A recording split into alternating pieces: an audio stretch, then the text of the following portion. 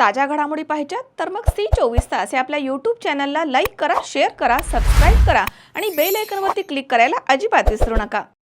देशभरामध्ये वाढती महागाई, बेरोजगारी, भ्रष्टाचार, शेतकरी आत्महत्या आणि महिलांवरील अत्याचारांच्या घटनांनी जनता आता त्रस्त झालेली आहे। असे असताना दुसरीकडे सामाजिक सलोखा बिघडवण्याचे आणि महापुरुषांचा अवमान करण्याचे प्रकार वाढत चालले आहेत। या विघातक प्रवृत्तींना आळा घालण्यासाठी आणि संविधानिक मूल्यांच्या रक्षणासाठी पारनेरमध्ये एका भव्य अशा जन आक्रोश मोर्चाचं आयोजन करण्यात आलं होतं। या मोर्चाद्वारे शासन आणि प्रशासनाचं लक्ष वेधत कठोर कायदेशीर कारवाईची मागणी करण्याचं निवेदन पुरोगामी चळवळीमधील संघटनांच्या वतीनं पोलीस उपनिरीक्षक नितीन खंडागळे यांच्याकडे देण्यात आलंय। सध्या देशामध्ये जाती धर्माच्या नावाखाली प्रक्षोभक वक्तव्य करून समाजामध्ये फूट पाडण्याचं षडयंत्र रचलं जात आहे। बहुजन महापुरुषांची जाणीवपूर्वक बदनामी केली जाते। अशा प्रकरणामध्ये पोलीस प्रशासनाकडून दाखवल्या जाणाऱ्या उदासीनतेमुळे कायदा आणि सुव्यवस्थेचा प्रश्न हा गंभीर बनलाय। या प्रवृत्तींना वेळीच पायबंद घालण्यासाठी लोकशाही मार्गाने हा मोर्चा काढण्यात आलाय। यावेळी बोलताना करंदीकर म्हणालेत की पारनेर पोलीस प्रशासनानं महापुरुषांची बदनामी करणाऱ्या मंगेश बेकारसे याच्यावरती कठोर कारवाई न करता त्याला सोडून दिला आहे। त्यामुळे सोमवारी 15 तारखेपर्यंत मंगेश बेकारसे यांच्यावरती महापुरुषांचा अवमान केल्याबद्दल देशद्रोहाचा गुन्हा दाखल करण्यात आला नाही तर संपूर्ण जिल्ह्यामध्ये पुरोगामी चळवळीमधील पक्ष आणि संघटना जेलभरो आंदोलन करणार आहे, असे राजेंद्र करंदीकर यांनी म्हटले। तर यावेळी प्रशासनाला दिलेल्या निवेदनामध्ये प्रमुख मागण्यांकडे लक्ष वेधण्यात आलं। त्या पुढील प्रमाणे जन आक्रोश मोर्चाच्या माध्यमातून प्रशासनाकडे खालील प्रमुख मागण्या मांडण्यात आल्या आहेत। विश्वरत्न डॉक्टर बाबासाहेब आंबेडकर यांच्याबद्दल सोशल मीडियावरती आक्षेपार्ह मजकूर प्रसारित करून अपमान करणाऱ्या मंगेश बेकारसे याच्यावरती देशद्रोहाचा गुन्हा दाखल करून त्याची वैद्यकीय सनद रद्द करण्यात यावी। तसेच छत्रपती शिवाजी महाराज, राष्ट्रपिता ज्योतिराव फुले आणि डॉक्टर बाबासाहेब आंबेडकर यांचा अवमान करणाऱ्या धीरेंद्र शास्त्री, मनोहर कुलकर्णी आणि अनिल मिश्रा यांसारख्यांवर कठोर कायदेशीर कारवाई करण्यात यावी। आंदोलनकर्त्या कार्यकर्त्यांवरती जाणीवपूर्वक खोटे गुन्हे दाखल करण्याचे प्रयत्न थांबवावेत। मंगेश बेकारसे आणि त्याचे समर्थक स्वसंरक्षणार्थ आंदोलनकर्त्यांना लक्ष्य करत असल्याचा आरोप करण्यात आला।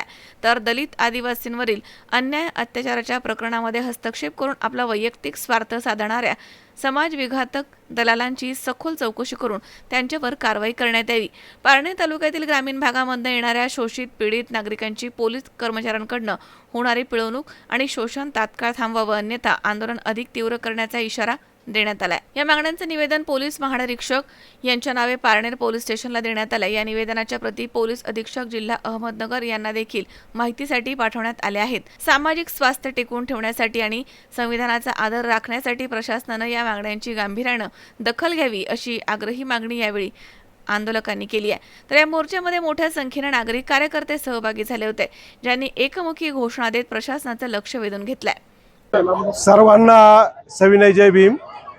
आज विश्वरत्न डॉक्टर बाबासाहेब आंबेडकर यांची सोशल मीडियावर बदनामी करणारा हरामखोर समाजकंटक मंगेश बेकारसे याच्यावर देशद्रोहाचा गुन्हा दाखल व्हावा आणि त्याची डॉक्टरकीची सनद रद्द व्हावी, या प्रमुख मागणीसाठी पारनेर तालुक्यात आणि अहमदनगर जिल्ह्यात आंबेडकरी चळवळीत कार्यरत असणाऱ्या सर्व पक्ष आणि संघटनांच्या वतीने संयुक्तिक असा मोर्चा आयोजित केला होता आणि त्या मोर्चाला पारनेर तालुक्यातील, नगर तालुक्यातील, जिल्ह्यातील भीमसैनिकांनी प्रचंड असा प्रतिसाद दिला। प्रथमतः सर्वांचा आभार मानतो। येत्या काळामध्ये अशा प्रकारच्या घटनांना आळा घालण्यासाठी सरकारनं नव्यानं कायदा करावा। अशा समाजकंटकावर आज तागायत सर्वच महापुरुषांची बदनामी होत आलेली आहे। काही दिवसांपूर्वी कुळवाडी भूषण बहुजन प्रतिपालक छत्रपती शिवाजी महाराजांची बदनामी धीरेंद्र शास्त्री या आरामखोराने केली। त्यानंतर मनोहर कुलकर्णी नावाच्या माथे फिरून महात्मा फुले आणि सावित्रीबाई फुले यांच्याबद्दल गरळ ओकली होती। त्याच्या अगोदर अनिल मिश्रा नावाचा समाजकंटक त्याने डॉक्टर बाबासाहेब आंबेडकरांची बदनामी करण्याचा प्रयत्न केला आणि वेळोवेळी अशा प्रकारचे प्रशांत कोरटकरने सुद्धा छत्रपती शिवाजी महाराजांची बदनामी केली होती। तर अशा समाजकंटकांवर कारवाई झाली पाहिजे आणि यांना आळा घालण्यासाठी एक कठोर कायदा सरकारने निर्माण केला पाहिजे, अशी आमची मागणी आहे। त्याचप्रमाणे भविष्य काळात, आगामी काळात जर पोलीस प्रशासनानं ताबडतोब बेकारसेला अटक केली नाही आणि त्याच्यावर जर देशद्रोहाचा गुन्हा दाखल झाला नाही तर येत्या 15 जून रोजी पुढच्या सोमवारी नगर जिल्ह्यात जेवढे काही पोलीस स्टेशन असेल आणि महाराष्ट्रातल्या कार्यकर्त्यांना आम्ही आव्हान करणार आहोत, ज्या ज्या ठिकाणी पोलीस स्टेशन आहे त्या ठिकाणी तेथील कार्यकर्त्यांनी तिथल्या मेन चौकात किंवा महापुरुषांच्या पुतळ्याजवळ जेलभरो आंदोलन करायचंय। जर तुम्ही त्या बेकारसेला जेलमध्ये टाकू शकत नसाल, जर त्या देशद्रोहाला, जर त्या समाजकंटकाला जेलमध्ये टाकू शकत नसाल, तर आम्हाला जेलमध्ये टाका, परंतु आम्ही आता माघार घेणार नाही, अशी कडवी भूमिका इथून पुढच्या काळात आम्ही घेणार आहे। त्यानंतर काय करते रास्ता रोको देखील करतील, काय करते त्या बेकारसेवाला सोडणार सुद्धा नाहीत। तर ही सगळी परिस्थिती हाताबाहेर जाण्या अगोदर पोलीस प्रशासनाने लवकरात लवकर त्याच्यावर कारवाई करून त्याला जेलमध्ये टाकावा, असं आमचं आव्हान आहे। या ठिकाणी पत्रकार बांधव उपस्थित झालेत आणि आमच्या समस्याला आणि प्रश्नाला, आमच्या भावनांना वाचा फोडण्याचं त्यांनी काम केलंय, त्यांचं सुद्धा या ठिकाणी आभार व्यक्त करतो। धन्यवाद। मित्रांनो, एक गोष्ट सांगतो की जी घटना घडली बारावणीमध्ये,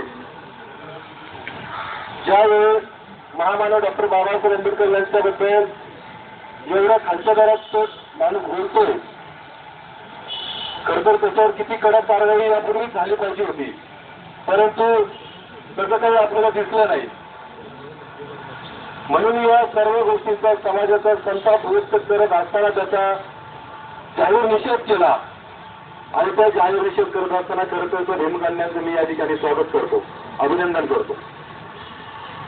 खरं तरी घटना घडायच्या अगोदर 3 दिवस झाले मी पोलीस स्टेशनला येत होतो। स्वतः पीआय साहेबांकडे मी स्वतः ही सगळी दाखवलं की हा व्यक्ती काय बोलतो, काय करतो, त्याच्यावर गुन्हा दाखल करा, परंतु या ठिकाणी पारनेर पोलीस स्टेशनच्या वतीने कुठलीही कारवाई केलीच नाही। मला प्रश्न पडतो की पुढची काही वाट पाहतात काही लोक, असं पण कधी कधी वाटतं साहेब।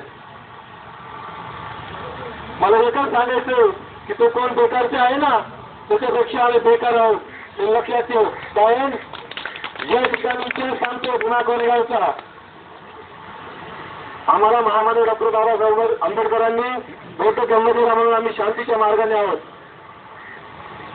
आम्हाला रस्त्यावर उतरायला लावू नका। माझी प्रशासनाला एक विनंती आहे, जो कोणी जो बेकारचे आहे त्याच्यावर कडक कारवाई करण्यात यावी, देशद्रोह सारखे अॅट्रॉसिटी सारखे त्याच्यावर गुन्हे दाखल करण्यात यावे।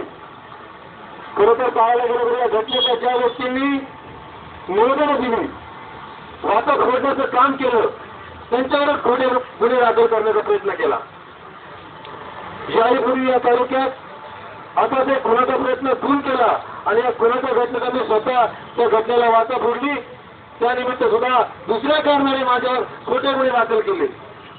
म्हणजे या तालुक्याला नवीन गोष्ट नाहीये।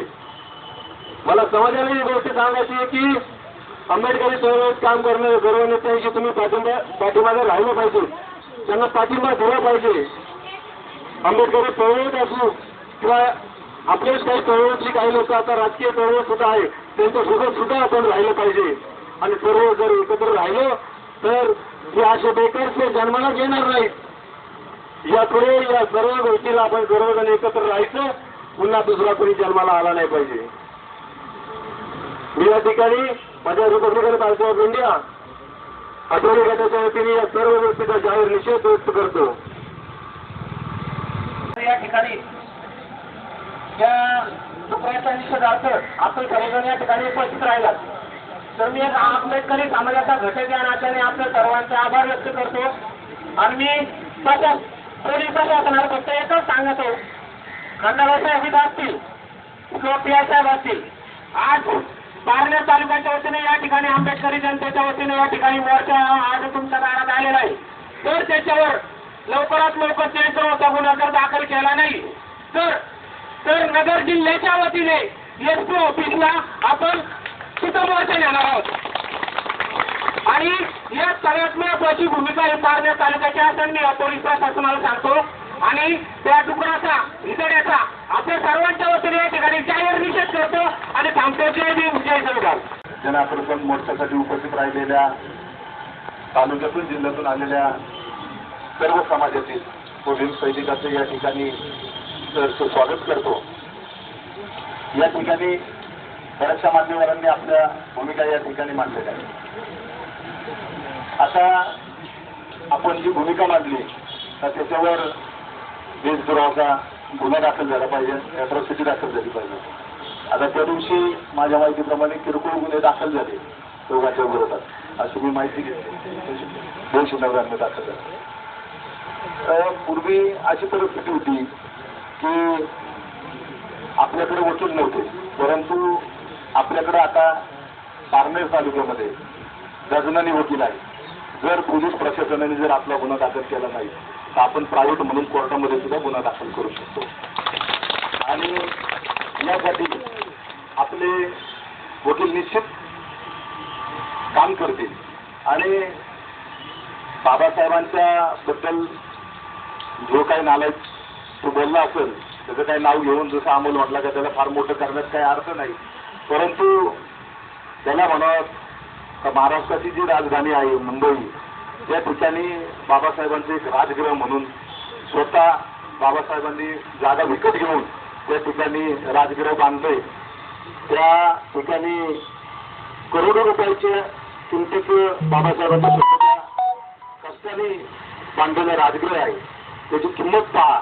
ज्यावेळी बोलतो ना लंडनच्या घराबद्दल, तर बाबासाहेबांच्या अनेक प्रॉपर्ट्या या देशामध्ये महाराष्ट्रामध्ये आहेत. बाबासाहेब काही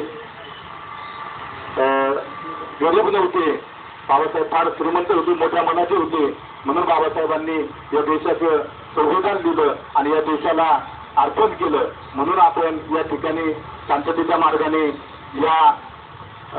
याच्या विरोधात आंदोलन करू शकतो. जय शिवराय, जय भीम, जय फुले आंबेडकर झालेला विजय असो.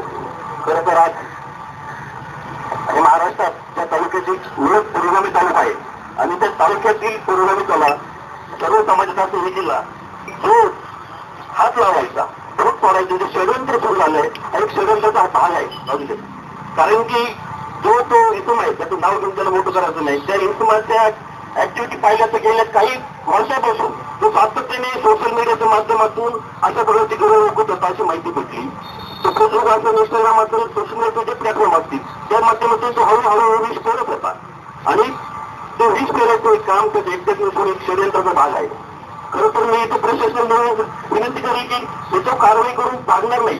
त्याने जी डिग्री मिळवली डॉक्टर, खरं तर समाजाच्या डॉक्टरला जोडूच म्हणतात, डॉक्टर आपल्याचे प्राण वाचवतो, परंतु हा व्यक्ती जातीसाठी इतका पचार आहे की उद्या भविष्यात त्याची डिग्री रद्द केली नाही तर तो या समाजातील दलित, आदिवासी, अल्पसंख्याक समाजातील रुग्ण जर गेले तो हा षडयंत्र करून त्याला हळूहळू मारू पण शकतो. इतकं ते जाती दिवस गेलेलं आहे.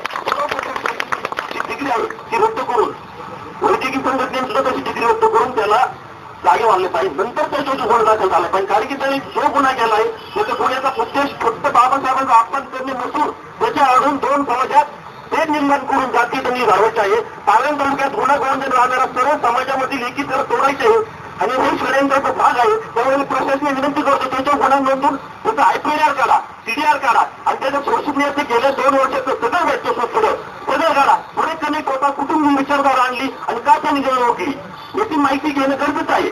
त्यामुळे आज जो समाज इथं एकत्रित झालाय, बहुजन समाज सरकार या संघटित आल्यात, या बाबासाहेबांच्या शिवछत्रपती शाहू फुले विचारधारेच्या नावाखाली ते एकत्रित झाले. तर सर्वांना माझा मानाचा मुद्रा आणि यापुढे देखील पालण तालुक्यातून अशी एकी फोडण्याचा अपेक्षा जी अपेक्षा एकी आहे ते तोडण्याचा कोणी प्रकार असा नीट केला तर त्याला त्याच भाषेत उत्तर दिलं आहे. जे होईल ते होईल. नेमके नामचा खून पाहिजे तर खून पाहिजे येतो, तर अशा लोकांना सोडलं जाणार नाही.